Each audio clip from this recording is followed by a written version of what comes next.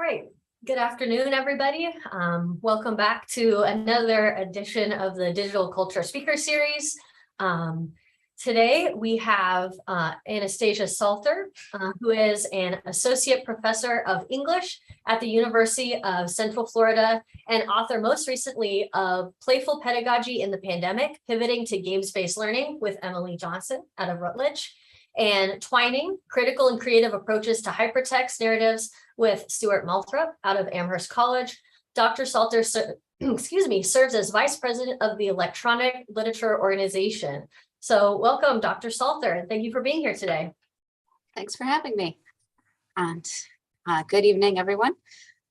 Of course, this talk today is entitled Resisting the Metaverse. Of course, I want you to take you back for a moment to August 2021, when we were a year into the pandemic and Zoom life, when Mark Zuckerberg announced his vision for our collective future in the metaverse with delightfully meme-worthy imagery and, of course, lots of mockery with the promise of virtual poker tables and virtual birthday cakes at the foodless parties of our future. And of course, Facebook really offered us kind of a starting point for thinking about the incredible impact corporate technologies and platforms have on where our educational world is going.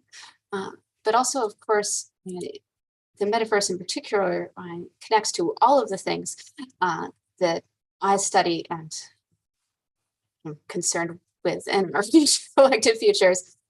So this talk is going to draw on both my most recent book with Emily Johnson, where we looked at how games-based learning failed us during the pandemic, in large part due to corporate platforms and higher education, as well as my collaboration with Bridget Blodgett on toxic geek masculinity, which comes in really wherever technology is involved, but especially in gaming culture, which the metaverse is, of course, inextricably linked to, as well as my work with my colleague Mel Stanfill on the ways, particularly cis men as authors and auteurs online tend to use and manipulate social media platforms to their advantage. So, of course, it's no coincidence that toxic masculinity immediately comes into the conversation for me when we look at the metaverse. I mean, Mark Zuckerberg invites us to continually make the comparison. And with apologies to any fans of Ready Player One out there, of course, Ready Player One has become so iconically associated with a certain type of nostalgic male fandom that centers whiteness and 80s American culture and a vision of technology that basically leaves the physical world to rot. And that vision, of course, in Ready Player One has aspects of the dystopian, though not necessarily with the author's full awareness. And similarly, one cannot help but notice the dystopia heading towards us. Did any of you see the legs announcement this week? Of course, very exciting. You can now go in and, of course, envision a future in the metaverse where you too can play out scenes from the Matrix.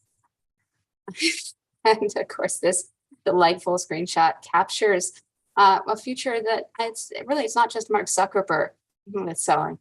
And there's a comment in the chat that Second Life has had legs for more than a decade. Don't worry, we're rapidly approaching that frontier. Yes, indeed. So, of course, Zuckerberg is one of many people who has brought this very settler mindset to technology. And there are parallels, of course, to Elon Musk's vision for if we're going to give up on physical environments, let's hop into alternative real estate models. He is decidedly not alone. Zoom CEO, who brought us all of our exciting pandemic educational experiences, has promised whiteboards for virtual reality. Bill Gates is similarly invested and says that this is really the revolutionized consequence of COVID-19, promising us that within the next 2 or 3 years, most virtual meetings will move from our 2D camera image grids to the metaverse, a 3D space with digital avatars. Well, we're about 1 year out from that comment, but we're still here in our Zoom boxes And I, for one, am very grateful not to be joining you in a virtual reality headset today. And of course, those of us who have already had the experiences of the awkward avatar-driven chat rooms of the past are not necessarily leaping enthusiastically into this shared corporate Silicon Valley vision. And of course, Meta's advertising in particular, and all of these kind of efforts by various tech corporations right now are really aimed at disrupting the Zoom world that we're in right now. Right? They're offering taglines like "Imagine connecting with colleagues beyond 2D screens," and really show an incredible lack of awareness of the fact that when most of us are in these Zoom rooms, it's hard to even get anyone to want to turn their camera on, much less pop into a virtual classroom. And this collective vision of work in the metaverse apparently does feature a lot of avatars staring at 3D models together. And we are, of course, all of us in the kind of gaming space, particularly looking around going, I'm pretty sure we've seen this a whole lot of times. And it's a little alarming to see it pick up, of course, in university practice. And of course, we have several universities that are jumping into virtual reality head first, as it were. Queen Mary University of London is using it over in medical education. And people are talking about it as the solution to the problems of online learning, and that is the absence of the lab. Stanford and NYU are both outing metaverse collaboratives and VR classes. And really, there's a lot of that hype we get every time a new educational technology drops into our lives uninvited, with many echoes of past platforms and movements of saying no one's ever networked hundreds of students with VR headsets for months at a time to give us this new incredible form of teaching. And of course, perhaps no one has quite done it before, but our cyberpunk dystopias have been predicting it for quite a while. And of course, a work that looms large for me in this kind of moment is M.T. Anderson's Feed. And what stands out to me in M.T. Anderson's Feed, of course, is not the outcome, their incredible social media, Facebook style classroom and achievements and point systems, but the impetus. The no one paying for public schools anymore, and the corporations coming in and promising the various tools of education, complete with advertisements galore. And we are really, of course, I'm coming to you from Florida, where public school funding and the state of public school support is, shall we say, lacking. But that is not just a national, but an international reality. And of course, the future of sponsored content that M.T. Anderson imagines is inevitable in a world where Zuckerberg et al. Succeed in headsets that certainly currently, for instance, would require a Facebook account even to use. Thus amplifying the level of social media mining and attention to what students do to alarming levels beyond even our current incredible world of surveillance culture. But those aren't even the kind of the dystopian aspects of this that I really want to hone in on today. When we look at kind of these conversations playing out around higher education right now, of course, there's lots of, we've tried this before and it didn't work, but we're not necessarily spending enough time on the history of why it didn't work. And for that, I say what I really want to talk about is the link between toxic masculinity and the metaverse, and the ways in which these platforms, who's designing them and how they're designed, tend to amplify some of the most marginalizing impacts technology can have. And for this, we'll kind of start with a reminder that those of us who've been teaching online prior to the 2020 pivot, of course, have wrestled with challenges of classroom moderation since the very first discussion posts. And when we add in platforms with even less kind of moderation control, of course, that only gets worse. And Julian Dipple's been writing about this forever. Of course, are you all familiar with kind of the classic text of rape in cyberspace?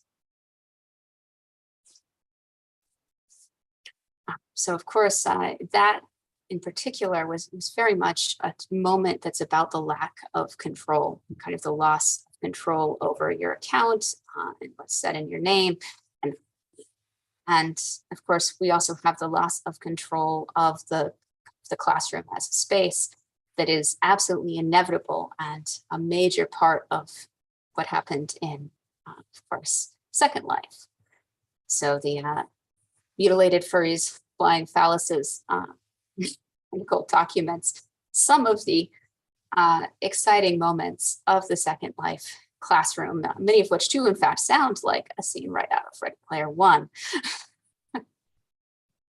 And when we can put that type of behavior and the challenges Second Life had as a platform in the context of the history of internet research, of course, what really is striking is just how mundane these behaviors become in online spaces, right? If you think about, even if you go and scroll through various platforms, the amount of content that you just get used to running into, the ability in many ways to avoid trolling behaviors, white supremacist speech, hate memes, fraud memes, it's almost impossible to enter into most all of our mainstream online platforms without running into all of the things. And while trolling is historically associated with anonymity, so question in the chat, do I believe that trolling behaviors, griefers, etc., and the promise of an open metaverse are the same when you are teaching classes where students are there to learn or enroll in a class? And I will say absolutely. And for that, I love to point to the World of Warcraft Real ID crisis, but also Facebook, for that matter. Many of the most horrible things I see posted online on a daily basis come from people on Facebook posting them on their real names. Similarly, World of Warcraft tried to turn their open world into a safer place with a brief, ill-advised initiative where they talked about having people's real IDs associated with a World of Warcraft account. And every single person who is not a securely employed, white, straight, cis man playing World of Warcraft said, I know you will not. And they had community outrage, as people pointed out, that the fundamental problem is that when your identity is in fact known, the behaviors often become worse. And of course, we can really see how that played out in massively open online courses, which, again, whenever we have scale, right? So all of the problems I've observed in my classes have been much, much worse when I'm teaching 300 people. Massively open online courses were for a trendy thing where people were there and enrolled with the intention to learn, but those courses suffered from such disruption that many studies noted participants felt unsafe and retreated from participation in the MOOC. It's a good piece by Magnus on that phenomenon back when MOOCs were big. There's also a great edited collection edited by Liz Losh on MOOCs and their afterlife. And of course, right, this was that last really big thing. Remember when, especially if you have been in one of these MOOCs back when they were very big and well funded, right? These were supposed to be the cutting edge experience. And of course, and the recurring theme of that collection, conversations around MOOCs, is that the biggest threats to MOOCs are the biggest threats to any online venture, bots and trolls. And we've come a long way from will MOOCs destroy academia, right? We're actually 10 years out from that article by Vardy that was widely circulated as we're going to, lose all of our traditional classes because MOOCs are clearly the way to learn. But 10 years later, we've got another tech guy who's doing basically the same thing, saying there'll be a few teachers earning billions of dollars because you can just teach thousands of people at once. Whereas the reality is that MOOCs fell out of the spotlight very similarly to Second Life, and likely, when we think about that demise, with similar costs as far as how much we'd invested in the educational technology that did not work out. And of course, there's a great article where journalists went through and found the abandoned college campuses of Second Life, the time people were still paying for, which for those of us in academic administration, it's just so easy to imagine how that line item just kept going with no one actually remembering to cancel it. Absolutely horrifying thought. But many of these Second Life classrooms were these incredibly hyped spaces with multiple classrooms and a real expense to their design and maintenance, and often no effort spent whatsoever in actually moderating them. They were also, of course, awkward in all sorts of important ways that the metaverse will similarly repeat. Of course, anyone who played Second Life back in the day, I actually took my students in for an object lesson on it, and I've never had so many people complain about an interface in my life, except, of course, Canvas. The experience of trying to move around, figuring out navigation, and, Second Life, for the people who are invested in it and used to the interface and comfortable with that ecosystem and interested in the creative things it provides, right? That is a fantastic platform for it, but it's also a platform that assumes a lot of knowledge. So if you bring in students who weren't playing games, had no other 3D kind of graphical environment experience, and then there was automatically a level of exclusion and frustration to it, while some of their colleagues would just run right off. And there's an assumption of knowledge and gaming cultural connection in that Second Life interface that is not at all surprising given the time when it originated from. But it's also a reminder that the tech companies creating these various visions in the future are really thinking about or interested in actually making a space for everyone. And of course, in the context of the metaverse, there's already an interesting think tank group that is looking at some of the problems I'm talking about here and saying that they're going to have solutions, but also providing warnings that are really worth considering. And so interviewing a statement that has stuck with me from an article on the kind of power of the metaverse. You can think about the January 6th insurrection as something that could potentially be much bigger or much faster. I don't know that I necessarily agree with that. We're pretty fast at things on social media already, and in some ways, text-based social media is actually incredibly effective at spreading things across communities very, very rapidly. But it is interesting to think about how each of our social media platforms has played a major role in the types of toxicity and challenges we faced culturally. Of course, when you look at something like the metaverse that is primarily being operated by the company formerly known as Facebook, it is impossible not to bring that history and an awareness of how the affordances of Facebook as a platform have very intentionally focused on the user engagement rather than any level of user safety.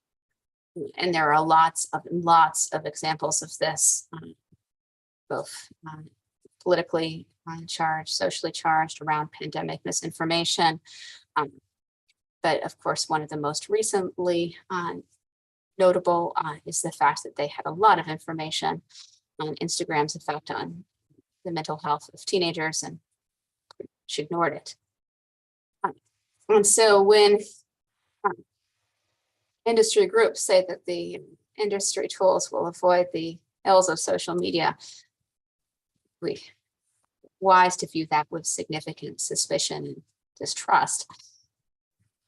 And of course, it's really important to remember that when we look at how social media spaces have functioned recently, it is in fact their most game-like qualities that have created some of our greatest social challenges.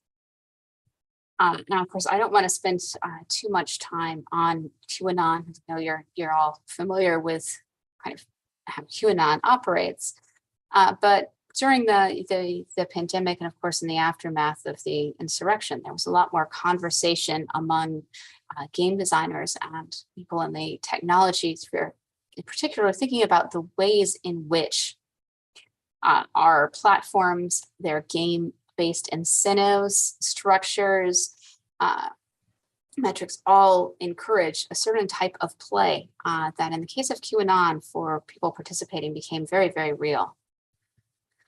Whereas, of course, QAnon structurally operates like an alternate reality game. Has anyone played an alternate reality game? Or a few great ones on campuses actually during the pandemic with really fantastic educational intent. But the alternate reality game, of course, is based on the idea that everyone agrees they're participating in a shared fiction. QAnon has much more real consequences. And really kind of brings the harsh reminder of the fact that the socially mediated publics of our kind of early internet research world, or the spaces of context, collapse, conflict, and risk, are intersecting in powerful ways with gaming culture and with the gamer approach to platforms. The now infamous, you can't get out of any digital culture space or gaming space without studying events of Gamergate, of course, really remind us of just how strongly any platform's affordances can be played. And without lingering on the horrors of Gamergate, one of the most interesting things to watch on Gamergate were the ways that people manipulated attempts at moderation and journalist interest and platform affordances to use the Not Your Shield accounts and shift conversation in ways that were really effective and provided models for everything from the post-election bots and trolling to things like Release the Snyder Cut, which turned out to be not that many people, but people who are really good at manipulating a platform to do harm. And fundamentally, the integration of any social media platform, but especially social media platforms that strongly connected to our technocultural norms into the classroom brings what Adrian Massinari has very aptly named toxic technocultures right to the forefront of our classrooms and the shaping of our campus values and structures. When we think about kind of this idea of a toxic technoculture, of course, it's often a space where technological prowess is valued and amplified in terms of one's potential for harm. And of course, many attempts in the metaverse to regulate exactly that, like the fact that new people who come in often experience uncomfortable bodily closeness and harassment by people who know the interface better. The potential for harm in a toxic technoculture that causes potentially greater senses of immersion and physical presence is only amplified as well. And when we think about what we've already accomplished in terms of toxic technocultures, incredible campaigns of destruction with just primarily text and image message boards, it's particularly alarming to think about what the the metaverse represents if it is in fact adopted into more intended inclusive environments. And kind of the lessons around that, both in terms of our attempts at moderation and the cynical levels with which these types of platforms are regulated, are really all around us. We don't have to just look at the historical examples of things like Second Life. We can look right at one of the most popular children's entertainment platforms around right now, Roblox. Any Roblox players in the house? And this, of course, has been a platform that is at the heart of a number of very impressive investigative journalism pieces, looking at the ways in which Roblox has very successfully turned child labor in content production into a massive part of their platform.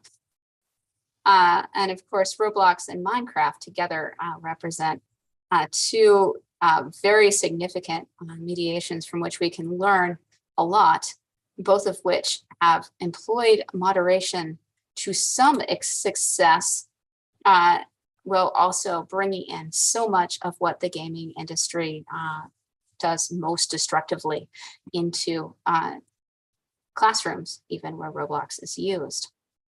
And of course, we could pull just about anything from this platform and deconstruct some of the misogyny, transphobia, and homophobia common to many of these spaces, as well as the labor practices. But it's also important to note that there are just incredibly alarming simulations being run in Roblox all the time.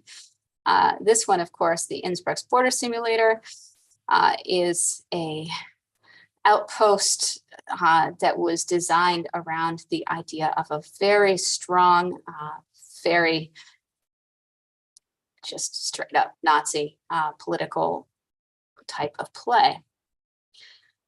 And when we look at kind of this in terms of the larger trends in VR, it's not surprising when we look at kind of game development norms in terms of whose gaze is centered and what is considered to be great VR storytelling, that this is a large part of what we encounter. So, well, VR kind of is this great association with us culturally in terms of this utopian, anyone can have this a fantasy play out, the people actually authoring the fantasies and shaping the holodeck have been rather consistent in what they've created. To avoid being all doom and gloom, I wanted to note that there's also, of course, lots of people who are looking at what virtual reality itself offers outside of some of the more corporate use cases to think about the potential to disrupt these platforms and norms. And a lot of the works that are coming out of those are the type of works that can be fantastic to bring into the classroom and to bring into our conversations about how it's not the technology of VR, it's the actual platform designs, affordances, attention, and moderation that create such potential for harm. And of course, Alex Pascal has a fantastic article talking about the ideas of critical creativity, particularly, of course, in my home field of electronic literature, as a way to create alternative imaginaries of the future. And if you haven't ventured into VR, there's some really interesting things happening with those types of visions. Of course, Samantha Gorman et al.'s The Underpresents is one of my personal favorites, or really thinking through a moderated artistic space. And of course, they're best known for a series of kind of performances of Shakespearean plays within that space that are just a fascinating and compelling example of a very intentionally designed VR environment. And there are a number of people bringing different lenses and intentionality into this type of VR storytelling, including, of course, the the Scans, which is more cinematic virtual reality.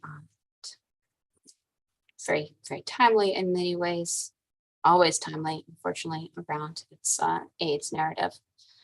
And Mesbreeze is doing a lot of experiments with that expressive potential within virtual reality. And of course, when we look at this type of work, it exists outside of this conversation of the metaverse, just as most of the kind of personal game experiences and platforms like Itch exist outside of the main conversations around game design. And so it's that kind of intentionality that gives me at least some hope for virtual reality, if not the metaverse. And of course, for the role that we can all play as people who work with and either create or share digital culture, or both, and shifting the narrative of who the metaverse could be for and what it might mean to think about disrupting Meta's verse in particular.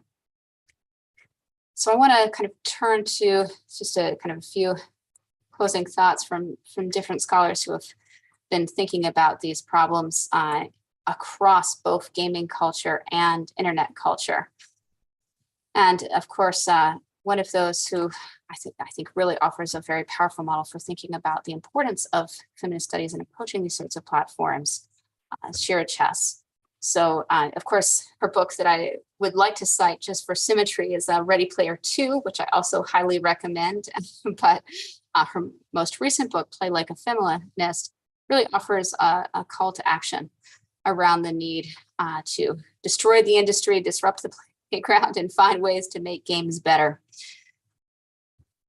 Not the easiest of calls to answer, of course, but a shift from earlier thinking in feminist game studies that this type of play could be solved through problems of representation. Actually, there's another comment in the chat. Do you think that doing things in Avatar might actually reduce discrimination and bias in some ways? No. And there's a few reasons for that, of course. The associations of voice and gender identity markers and frankly, self that still carries forward. And that's really when we look at especially early collections in feminist game studies and works, important works like Henry Jenkins et al. On From Barbie to Mortal Kombat. There was a lot of thinking that what we needed from the gaming industry was more queer characters, more women, more Black protagonists, and fewer unnamed villains and criminals. What we needed was a shift in kind of representation and that the fundamental mechanics of games and could work. I think Shira Chess particularly points out that the kind of toxicity around so much of kind of how the spaces are designed and moderated makes it difficult for representation to be meaningful. If you go into a MMO that's got the potential to play queer characters, but you're hearing homophobic language and insults constantly as you're going through any public space, hasn't really helped.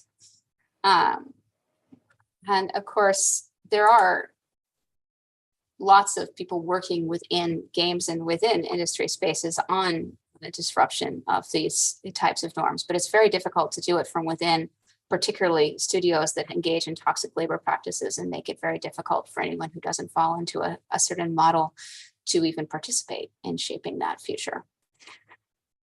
And in terms of kind of the games and learning world, I've noticed a really kind of important shift in the kind of calls to action around how we think about what games can bring us and what games might offer if designed around intentionality and community and ethical game.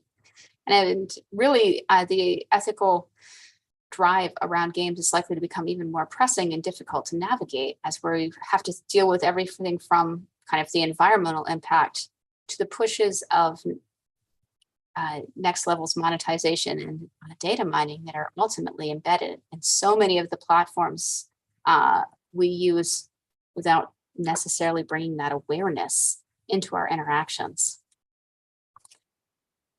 And of course, for brilliance on all of this in terms particularly of both what has gone wrong with technology thus far and the way technology has amplified existing divides. Race After Technology is absolutely fantastic for that, but if you haven't picked up Viral Justice, which came out this week, I highly recommend it as a rejoinder to some of the dystopian thinking that sort of inevitably comes in when we contemplate just how badly so much of this movement has gone, particularly in educational technology. And of course, part of what we have available to us is this awareness around the ways that rushing in to particularly technology as a solution, which is what the Metaverse, Zoom, and many platforms before it have been marketed as, can amplify existing marginalization. And of course, when we engage students in the conversation and bring an awareness of and the discussion of the platforms into the classroom, and by that I mean discussion of the assumptions that Zoom itself and the platforms we're bringing in the future, we have a better chance to examine and challenge the binaries and hierarchies that are so embedded into this work. It's certainly my hope that our vision for the future of the classrooms won't look much like Mark Zuckerberg's eerie metaverse conference rooms. But the reality is that those spaces, if enforced by university policies, might at least briefly become as potentially inescapable as Zoom. And so the calls of these scholars for feminist and intersectional critique and awareness of those platforms, for conscientious moderation, and for some level of resistance offers us at least the potential to create inclusive, representative, and let's hope pedagogically effective experiences, even if we are logged into Metaverse. Thank you. Great, thank you so much, Dr. Salter. I have a question. If we could kind of return back to an earlier point that you were making, I do have a question in terms of your experience in we were thinking about pedagogy and VR, and an early kind of vision was, these mega classrooms serving thousands of students. And, that was the digital vision, and then, the online vision. And now moving into, how you implement that with VR, you're kind of getting the same. We can use XR, VR technologies to really increase scale and how many students can be enrolled. And so I do have a question. If scale weren't the kind of the draw of VR in terms of the classroom, my question is, what might be, because at the end you started to talk about some really interesting uses of VR and certain in classroom uses and artistic uses and things like that. And my question is just, how do you see if VR wasn't used in terms of scale on a smaller scale, classroom, what might we be able to see when scale is lowered a bit? Well, I'd say, first of all, that it's really important to note that it's not just scale, but educators and resources that ultimately every educational technology is seeking to replace, right? So the things that we could accomplish if we instead invested more in educators and resources and more opportunities for people to kind of create together is to have more personally oriented VR experiences, to think about it as an emerging storytelling platform, one where we could, as we've seen with kind of personal and creative games, encourage our students to enter it with both kind of the resources to create and not just to consume. And one of my great fears is that for most people's classrooms, all the equipment and investment will be in being able to consume and not create. Okay, thank you for that. Yeah, that makes sense. Yeah, I wasn't thinking about it in that way. You're absolutely right. So it's more about creativity and collaboration, shared storytelling. So kind of a follow-up question I have about that is, what do you think that XR technologies can do in a classroom or perhaps for a community? I know your work is more closely related to pedagogy, so we can start there. But I guess my question is, what can VR do that we cannot do in just like the regular non-VR classroom? So yeah, I guess my question is, what is something that we can benefit from using VR? Again, like you're talking about, imagining that it was creative, collaborative. What can VR do that the traditional classroom can't? And then we'll move on to some of the other questions that are being asked here in the Zoom chat. Yeah, I don't necessarily think that there's anything magical about VR. I'm not a particular kind of proponent, but as with any platform that's been introduced, right? Mobile, of course, all of the potential really comes from new tools for creativity.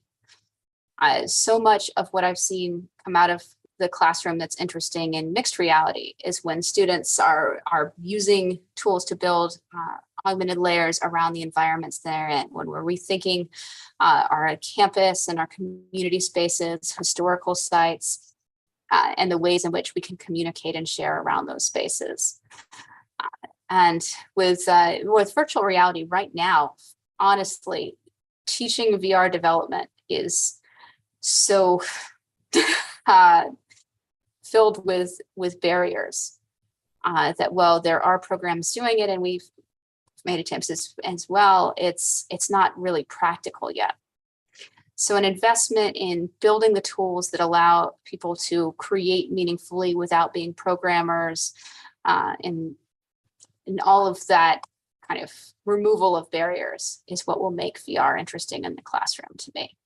Without that, we just have headsets that corporations have built and platforms that they control.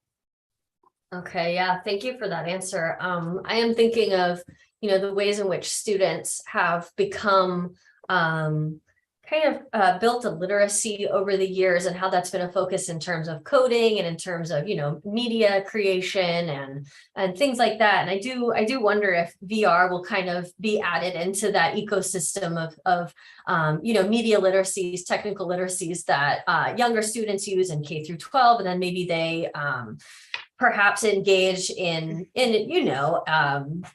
college classroom in the same way that you would, like college composition or reading literacies and things like that.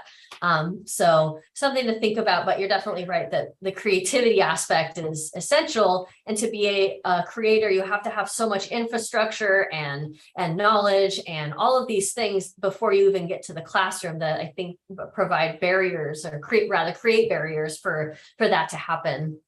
So I'd like to. Can I make one note on that? So I'm one of the people who is very, very suspicious of the line of thinking that there's any meaningful level of digital literacy coming with most kind of people who enter into the college classroom. And the reality is that we have created a whole bunch of devices that turn people into users. That's actually the goal, right? The laptop that cannot be disassembled, the iPod that to know how it really works, you'd have to break it open, that became the iPhone that is so locked down, you cannot actually program and install something for it without going through a tremendous level of fairly difficult hoops with a level of technical knowledge and cost associated to it. So, well, you can use a lot of these tools to create certain things. There are types of literacies that are becoming more common. The reality is that most of us are working at the interface layer of our systems. And that means there's a lot of underlying assumptions, processes, and rules that we cannot change. So students often come in to my classes and they don't even know really where their files are saved, because the interface has made it very easy for them to manipulate things, but they've never looked at the layer of an operating system, opened a command line, or done anything with the types of tools that are required to do to actually build things on VR right now. So the distance between consuming a VR experience and building it right now is pretty vast. And to your point, to build, you could build a VR game with an off-the-shelf tool pretty quickly, but to your point, you're not creating the engine yourself. And so moves toward, right to repair, and some movements toward, resisting black boxing and having more of a technical hands-on knowledge and access to these tools might be something to counteract these. And then that's kind of like the first step towards even thinking about making anything in VR is just knowing how the hardware works, how the software works, and all of those things. So we really have to kind of take a step back than where I'm even imagining at the first place. Yeah, and it's important to remember that game engines like Unity come with their own defaults, right? What's the easiest thing to build in Unity? First-person shooter. Yeah. It is not impossible to go from that into the walking simulator space and more storytelling, but it does require then either purchasing 3D graphic assets or making them, and often the defaults that are available are not particularly inclusive either. So there's a lot of limitations that we don't necessarily immediately see when we say, oh, teach everyone Unity. Sure, but in order to break out of those mostly violence-oriented mechanics, you need a next level of literacy system. Okay. Yeah. So really being able to analyze how the design process works, what choices have already been made before you even open up a new file, right? Before you even start your project, what choices have been made for you? How does that constrain your thinking, or what kinds of games you can make, what kind of VR experiences you can make, and those kinds of elements in design. So I'd like to move on to a question in Zoom. Are there virtual platforms, not necessarily on, only in VR, that you think are better for educational platforms? So this really goes to the heart of what can you actually see? How transparent is a platform to us? What can we control? What are the assumptions embedded in the platform, and how is it shaping our classroom? So for instance, in the world of course management systems, what do you all use? Canvas, Blackboard? It's usually one or the other. Canvas, yeah, us too. So Canvas has a whole model of how a class should work. And it's not necessarily that it's bad. It's just that if you're building a course in Canvas, you have to know that it's going to shape your course in certain ways. It's going to encourage you to do certain types of quizzes because it's easy. It's going to encourage you to use the classic discussion forum model because it's right there for you. It's going to suggest ways to organize things. And of course, if you work in a university where they provide pre-built shells within that, it's going to potentially greatly constrain and shape your classroom. It's also going to shape how your students relate to it, right? You can't really do anything aesthetically in Canvas. I started teaching a long time ago now in the wild days of digital humanities where our universities didn't have these systems yet. So we built websites.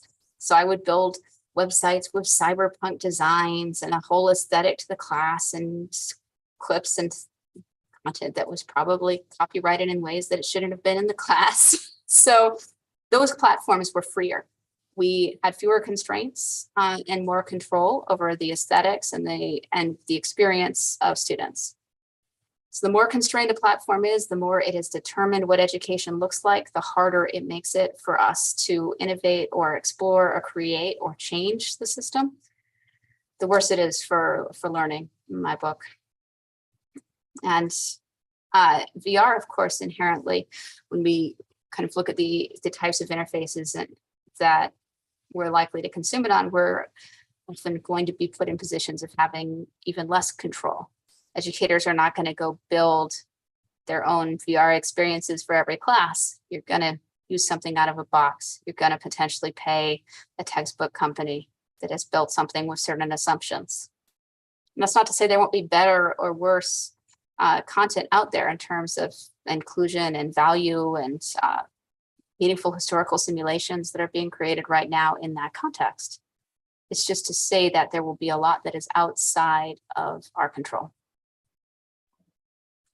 So a question I have kind of in that realm is, I know that some of your other work is on Twine, and I was wondering if you could kind of address what, after writing a book about Twine, and it has various features that you can, I think it's highly customizable, but again, to your point, any platform has decisions that have already been made. So I was wondering what some of your other experiences are with other platforms that are kind of like games adjacent. I've heard Twine being advertised as both like a branching narrative kind of hypertext, choose your own adventure platform. But then what's interesting to me is I also hear it as a text-based game platform.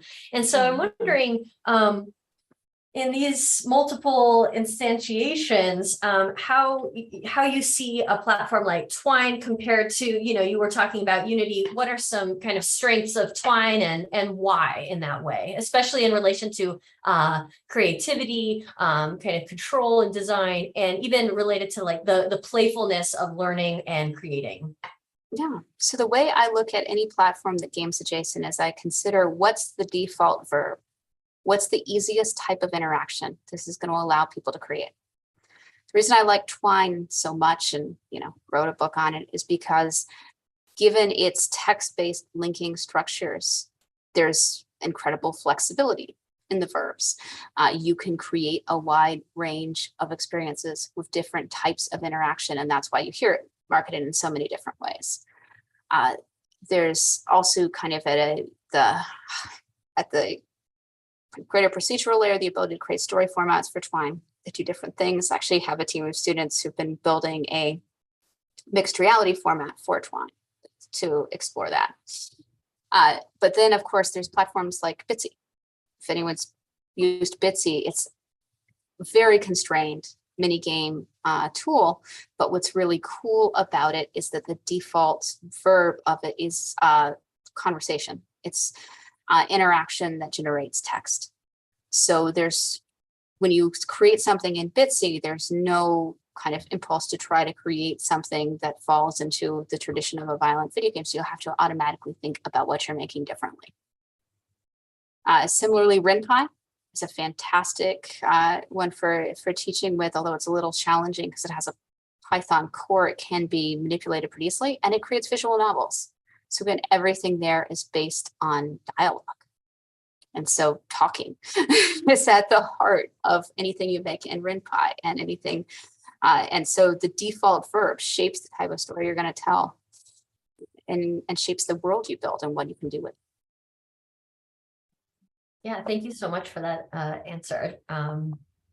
Sounds to me like, it's interesting because there's so many different genealogies from like where these tools come from. So we have games, we have fiction, we have, just all of these,